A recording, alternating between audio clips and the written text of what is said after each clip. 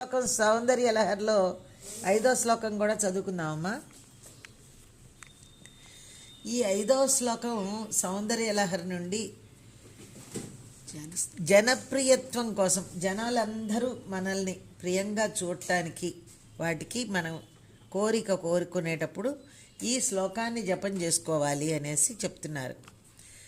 హరిస్త్వామారాధ్య ప్రణత జన సౌభాగ్య జననీం పురానారీ భూత్వా పురరిపుమపి క్షోభమనయత్ స్మరోపి త్వాం నత్వా రతినయనలేహ్యేన వపుషా మునీనామప్యంతః ప్రభవతి హి మోహాయ మహతాం.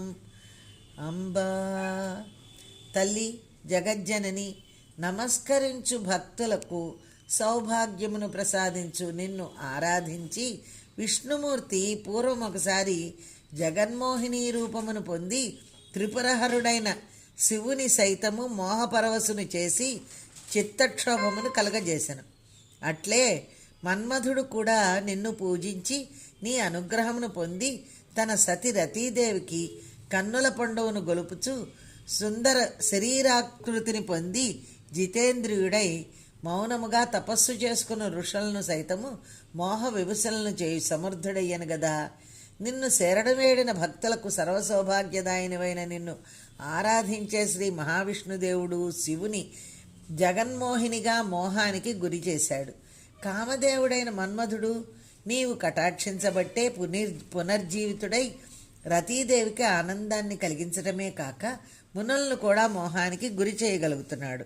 ఓ తల్లి, నీకు నమస్కరించే వారికి, నిన్ను ఆరాధించే వారికి సౌభాగ్యప్రదురాలవు.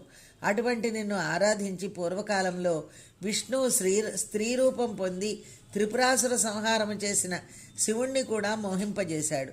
అలాగే అనంగుడైన మన్మధుడు నిన్ను ఆరాధించిన వాడై రతీదేవికి మాత్రమే కనిపిస్తూ తాపసోత్తములైన మహర్షులను కూడా మోహింపజేస్తున్నాడు అంటూ ఆదిశంకర్ల వారు మనకి ఈ జనప్రియత్వము అనే విశేషంతో మనకి శ్లోకాన్ని అనుగ్రహించారు. అందరూ ఇది జపం చేసుకుని అందరూ జనప్రియత్వాన్ని పొందవలసిందిగా ప్రార్థన.